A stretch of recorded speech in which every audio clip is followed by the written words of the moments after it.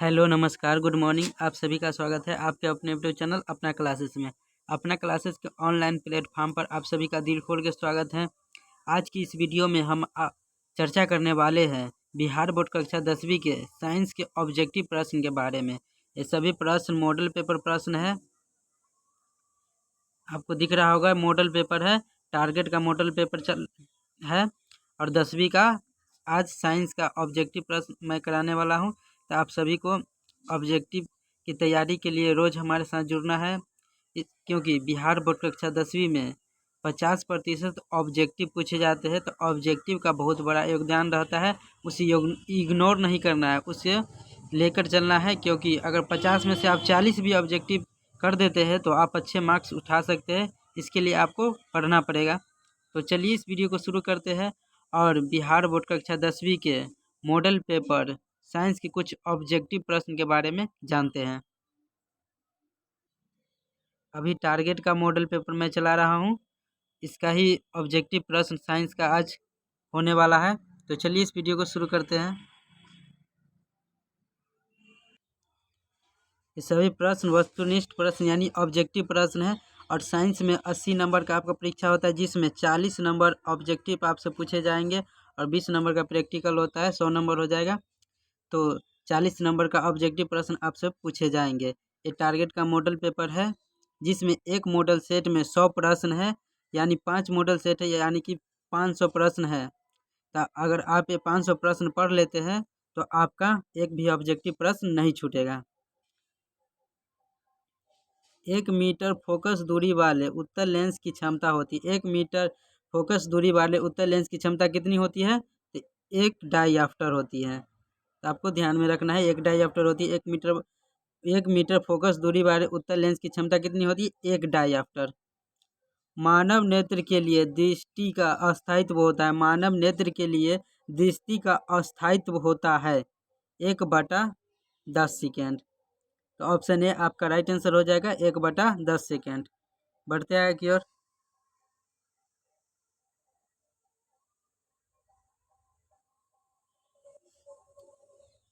किस दृष्टि दोष के निवारण के लिए अवतल लेंस का प्रयोग किया जाता है? किस दृष्टि दोष के निवारण के लिए अवतल लेंस का प्रयोग किया जाता है? तो अवतल लेंस का प्रयोग निकट दृष्टि दोष के लिए निवारण के लिए किया जाता है। तो आपको ध्यान में रखना है कि अवतल लेंस निकट दृष्टि दोष के लिए और उत्तल लेंस दूर दृष्टि दोष के लिए प्रयोग किया जाता है। और जरा दृष्टि दोष के लिए कौन सा प्रयोग किया जाता है? तो उत्तल लेंस और अवतल लेंस दोनों प्रयोग किया जाता है जरा दृष्टि दोष के लिए। तो आपको ध्यान में रखना है कि अवतल लेंस का प्रयोग किया जाता है निकट दृष्टि दोष के लिए और उत्तल लेंस का दूर दृष्टि दोष के लिए, और जरा दृष्टि दोष के लिए दोनों लेंस उत्तल अवतल दोनों। दूर दृष्टि दोष वाले मनुष्य के चश्मे में होता है। दूर दृष्टि दोष वाले मनुष्य के चश्मे में होता है। मैंने दूर के लिए बात किया है तो उत्तल लेंस हो जाएगा, और नज़दीक के लिए यानी निकट दृष्टि दोष के लिए अवतल लेंस और दूर दृष्टि दोष के लिए उत्तल लेंस। तो आपको हमेशा ध्यान में रखना है, इस 100% प्रश्न पूछे जाएंगे आपको, तो ध्यान में रखना है। लघु पतन के समय परिपथ में विद्युत धारा का मान होता है। लघु पतन के समय परिपथ में विद्युत धारा का मान होता है तो बहुत अधिक बढ़ जाता है। जब उदासीन तार यानी न्यूट्रल तार भूमि तार यानी अर्थ वायरिंग के संपर्क में आता है तो उसका प्रतिरोध बहुत अधिक हो जाता है और प्रतिरोध बहुत अधिक बढ़ जाता है। उसकी धारा जो होती है बहुत अधिक बढ़ जाती है और प्रतिरोध शून्य हो जाता है। तो यानी लघु पतन होता है अर्थ वायरिंग और न्यूट्रल तार के बीच, तो वो उसके जो प्रतिरोध होता है बहुत अधिक बढ़ जाता है। तो ऑप्शन सी आपका राइट आंसर हो जाएगा, बहुत अधिक बढ़ जाता है। लघु पतन के समय परिपथ में विद्युत धारा बहुत अधिक बढ़ जाता है। बढ़ते आगे की ओर।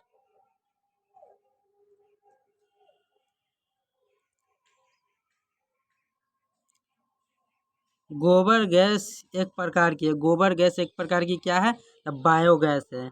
गोबर गैस एक प्रकार क्या है? बायोगैस है। और इसमें कौन सा गैस पाया जाता है? तो मीथेन गैस पाया जाता है। ये भी प्रश्न पूछा जाता है कि गोबर जो होता है उसमें कौन सा गैस पाया जाता है? तो मीथेन पाया जाता है और एक बायोगैस है। कैगा नाभिकीय विद्युत संयंत्र किस राज्य में स्थित है? कैगा नाभिकीय विद्युत संयंत्र यानी कैगा न्यूक्लियर पावर प्लांट संयंत्र किस राज्य में स्थित है? जो न्यूक्लियर पावर प्लांट होता है जिसमें बिजली बनाया जाता है, उसी से बिजली बनकर सभी घरों तक पहुंचता है, उसी को न्यूक्लियर पावर प्लांट यानी नाभिकीय विद्युत संयंत्र कहते हैं। तो कहेगा नाभिकीय संयंत्र यानी नाभिकीय विद्युत संयंत्र किस राज्य में है? तो कहेगा कर्नाटक में है। कैसे कहेगा? कैसे? कर्नाटक। तो आपको ध्यान में रखना है, कहेगा नाभिकीय विद्युत संयंत्र किस राज्य में है? न्यूक्लियर पावर प्लांट इसका इंग्लिश में कहा जाता है। नाभिकीय विद्युत संयंत्र को न्यूक्लियर पावर प्लांट इंग्लिश में कहा जाता है। तो आपको ध्यान में रखना है कि कहेगा नाभिकीय विद्युत संयंत्र किस राज्य में स्थित है? तो कर्नाटक में स्थित है। न्यूक्लियर पावर प्लांट में क्या होता है? उसमें बिजली बनता है। बढ़ते आगे की ओर।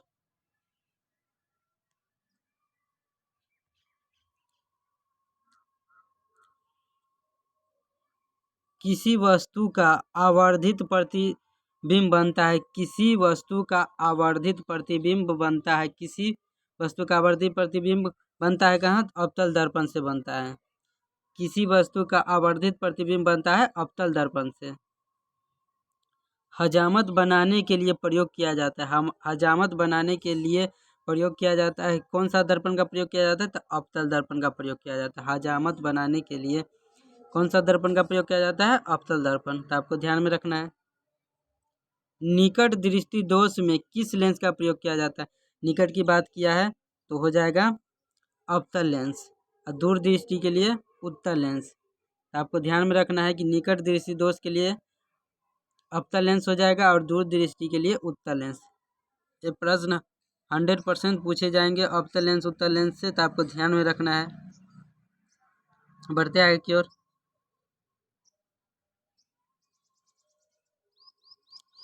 लेंस की क्षमता का एसआई मात्रक होता है। लेंस की क्षमता का एसआई मात्रक क्या होता है?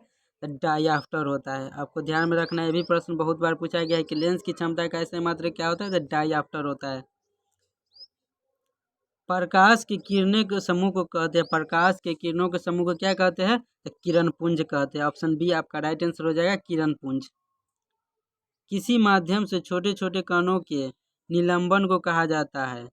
किसी माध्यम के छोटे छोटे कणों के निलंबन को क्या कहा जाता है? तो कोलाइड कहा जाता है। तो ऑप्शन ए आपका राइट आंसर हो जाएगा, कोलाइड। मानव शरीर की प्रतिरोध कितना होता है? मानव शरीर का प्रतिरोध कितना होता है? तो 50 से 100 ओम तक होता है। 50 से 100 ओम होता है। तो ऑप्शन ए आपका राइट आंसर हो जाएगा, 50 से 100 ओम।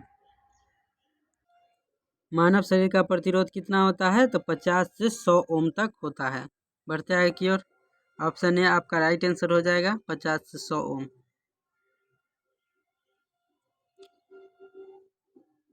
किसी बल्ब से 220 वोल्ट पर 2A की धारा प्रवाहित 2 एम्पियर की धारा प्रवाहित होती है तो फिलामेंट का प्रतिरोध होगा।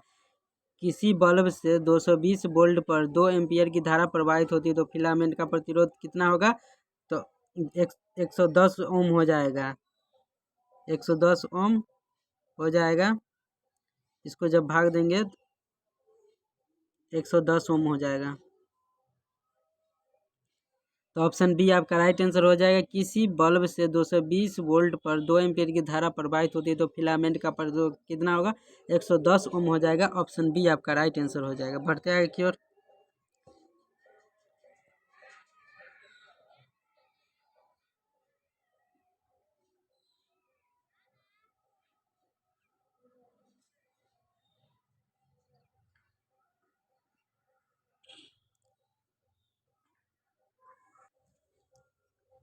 आर ओम वाले प्रतिरोध आर ओम प्रतिरोध वाले n प्रतिरोधों को समानांतर क्रम में जोड़ने पर तुल्य प्रतिरोध होगा। आर ओम प्रतिरोध वाले n प्रतिरोधों को समानांतर क्रम पर जोड़ने पर तुल्य प्रतिरोध क्या होगा?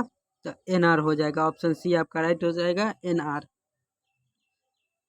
ओम के नियम निहित है। ओम के नियम का फॉर्मूला जो होता है, तो ओम के नियम जो निहित किस पर है? तो V बराबर IR पर निहित है। तो ऑप्शन बी आपका राइट आंसर हो जाएगा, V बराबर IR। ओम के नियम का सत्यापन फुल एक्सप्लेनेशन मैंने एक वीडियो में किया है, तो आप उस वीडियो को जाकर देख लेना है। तो ओम के नियम पर मैंने एक पूरा वीडियो कंप्लीट वीडियो बनाया है कि V बराबर IR कैसे होता है, फुल सत्यापन के साथ मैंने बनाया है। और ओम के नियम बहुत ही इम्पोर्टेंट प्रश्न है बिहार बोर्ड कक्षा 10वीं के लिए, और 5 नंबर में पूछे जाते हैं। तो आपको उस वीडियो को जाकर देख लेना है। आपको यूट्यूब पर जाकर सर्च करना है अपना क्लासेस, और अपना क्लासेस को मारने के बाद वीडियो पर जाना है और उसमें ओम के नियम का वीडियो खोज लेना है। 1 से 2 मिनट लगेगा और आपको ओम के नियम का वीडियो मिल जाएगा, और उसे पूरी तरीके से देखकर उसे अच्छी तरह से पढ़ लेना है, क्योंकि ओम के नियम बहुत ही इम्पोर्टेंट प्रश्न है। तो इसका क्या आंसर हो जाएगा? ओम के नियम निहित है V बराबर IR में, V बराबर IR होता है। बढ़ते आगे की ओर।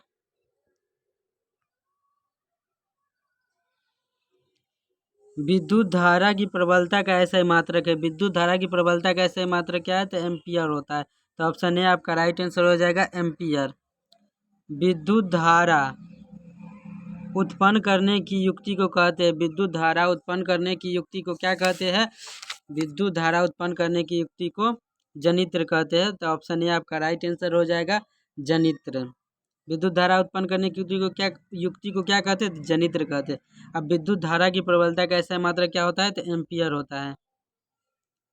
निर्गत किरण एवं अभिलंब के बीच के कोण को क्या कहते हैं? निर्गत किरण एवं अभिलंब के बीच के कोण को क्या कहते हैं? तो निर्गत कोण कहते हैं। तो ऑप्शन सी आपका राइट आंसर हो जाएगा, निर्गत कोण।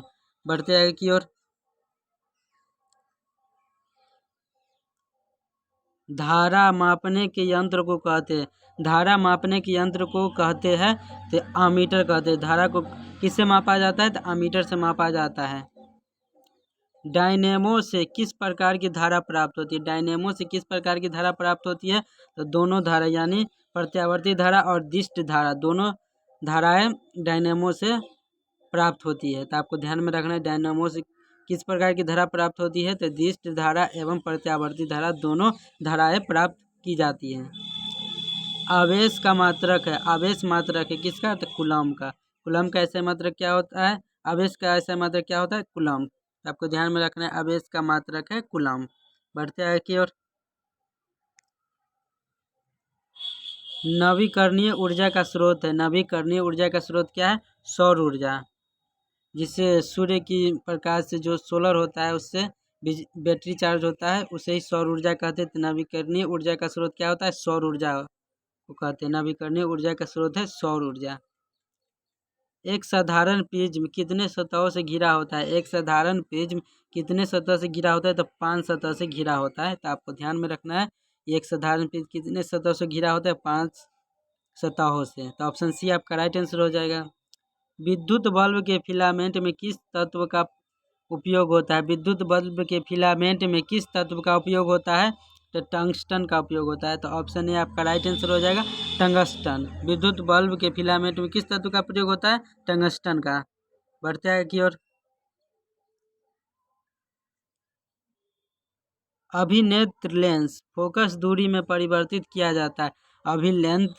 अभिनेत्र लेंस जो होता है उसको फोकस दूरी में कैसे परिवर्तित किया जाता है? तो पक्षमापी पेशियों द्वारा। तो ऑप्शन सी आपका राइट आंसर हो जाएगा, अभिनेत्र लेंस फोकस दूरी में परिवर्तित किया जाता है पक्षमापी मांसपेशियों द्वारा, पक्षमापी मांसपेशियों द्वारा। अवक्षेपण अभिक्रिया से किस प्रकार का लवण प्राप्त होता है? अवक्षेपण अभिक्रिया से किस प्रकार का लवण प्राप्त होता है? तो अभिलेय। ऑप्शन बी आपका राइट आंसर हो जाएगा, अभिलेय। अवक्षेपण अभिक्रिया से किस प्रकार का लवण प्राप्त होता है? अभिलेय। बेकिंग सोडा का रासायनिक नाम है, बेकिंग सोडा का रासायनिक नाम क्या होता है? तो इसको थोड़ा ऊपर कर देते हैं। बेकिंग सोडा यानी खाने वाला सोडा का रासायनिक नाम क्या होता है? तो सोडियम हाइड्रोजन कार्बोनेट। इसी को सोडियम बाइकार्बोनेट भी कहते हैं। बहुत जगह आपको सोडियम बाइकार्बोनेट ही लिखा मिलेगा, इसमें सिर्फ हाइड्रोजन कार्बोनेट कर दिया है। तो आपको ध्यान में रखना है कि सोडियम बाइकार्बोनेट भी रहेगा और सोडियम हाइड्रोजन कार्बोनेट भी हो सकता है। तो बेकिंग सोडा का रासायनिक नाम क्या है? तो इसमें आपका राइट आंसर बी हो जाएगा, सोडियम हाइड्रोजन कार्बोनेट या सोडियम बाइकार्बोनेट भी होता है।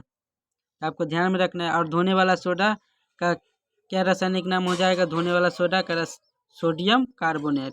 धोने वाला सोडा सोडियम कार्बोनेट, और बेकिंग सोडा यानी खाने वाला सोडा का रासायनिक नाम सोडियम हाइड्रोजन कार्बोनेट। तो ऑप्शन बी आपका राइट आंसर हो जाएगा।